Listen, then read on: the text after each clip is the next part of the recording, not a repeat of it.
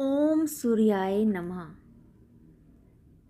साल 2026 में मकर संक्रांति 14 जनवरी दिन बुधवार को मनाई जाएगी, जब सूर्य दोपहर 3:13 पर मकर राशि में प्रवेश करेंगे और इसके बाद दोपहर 3:13 से शुरू होकर शाम 4:58 तक महापुण्यकाल रहेगा, जो स्नान दान और पूजा के लिए सबसे शुभ समय है, जिससे कई गुना पुण्य मिलता है। 14 जनवरी दिन बुधवार को मकर संक्रांति का त्यौहार मनाया जाएगा। मकर संक्रांति का क्षण दोपहर 3:13 पर रहेगा। पुण्यकाल मुहूर्त दोपहर 3:13 से शाम 5:45 तक रहेगा और महापुण्यकाल मुहूर्त दोपहर 3:13 से शाम को 4:58 तक रहेगा। स्नानदान का मुहूर्त सुबह 9:03 से शाम को 5:46 तक रहेगा। 14 जनवरी दिन बुधवार को सूर्योदय का समय 7:14 पर रहेगा और सूर्यास्त का समय शाम को 5:57 तक रहेगा। ब्रह्म मुहूर्त सुबह 5:38 से 6:25 तक रहेगा।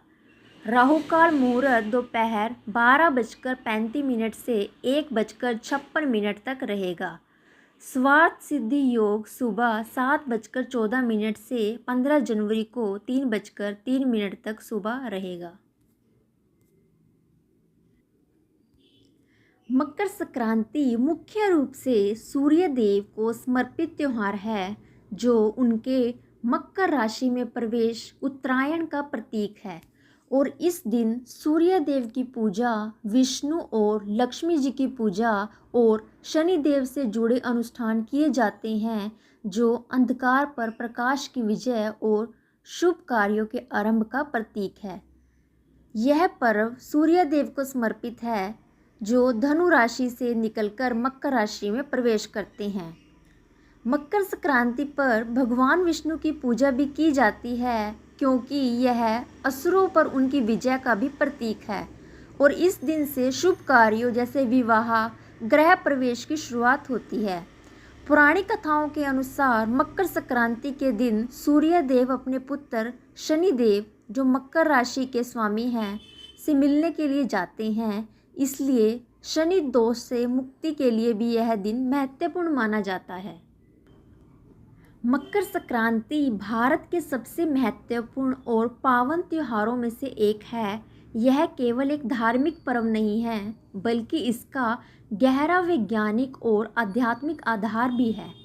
यहाँ मकर संक्रांति के बारे में अब मैं आपको अच्छे से एक्सप्लेन करके बताऊंगी। संक्रांति का अर्थ होता है प्रवेश करना। जब सूर्य धनु राशि को छोड़कर मकर राशि में प्रवेश करता है, तो उसे मकर संक्रांति कहा जाता है।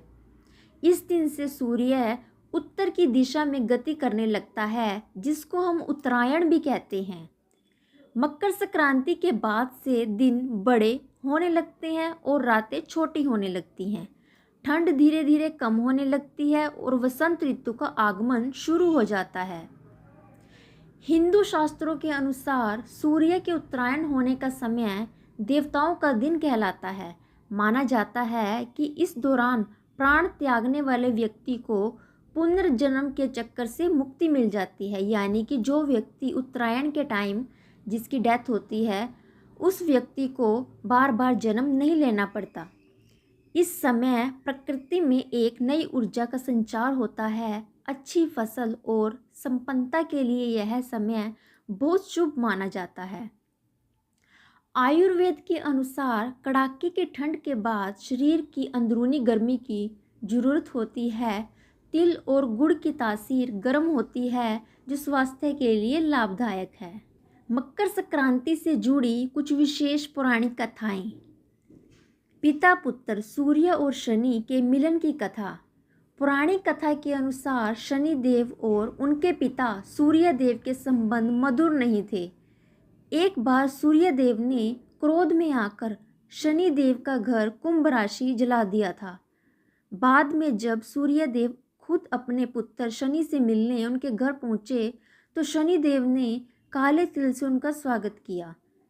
पुत्र के प्रेम से प्रसन्न होकर सूर्य देव ने आशीर्वाद दिया कि जब भी वे मकर राशि जो शनि की राशि है में आएंगे तो जो भी व्यक्ति काले तिल से उनकी पूजा करेगा उसके सभी कष्ट दूर होंगे। इसी वजह से मकर संक्रांति पर तिल और गुड़ का विशेष दान किया जाता है।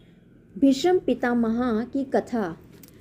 महाभारत में भीष्म पितामह को इच्छा मृत्यु का वरदान प्राप्त था। अर्जुन के बाणों के शैया पर लेटे होने के बावजूद उन्होंने कई दिनों तक अपने प्राण नहीं त्यागे। वे सूर्य के उत्तरायण होने का इंतजार कर रहे थे। मकर संक्रांति के दिन जब सूर्य मकर राशि में आया तब उन्होंने अपनी देह त्यागी ताकि उन्हें मोक्ष की प्राप्ति हो सके। गंगा जी का धरती पर आगमन।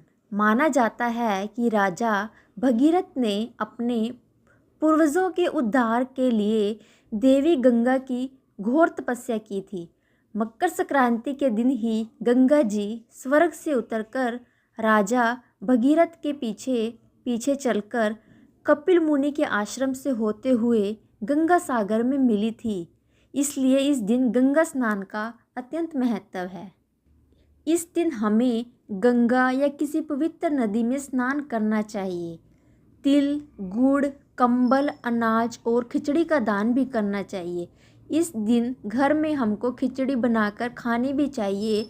खिचड़ी बनाना और खाना बहुत शुभ माना जाता है क्योंकि इसमें नए अनाज, चावल और दाल का मिश्रण होता है जो संपन्नता का प्रतीक है।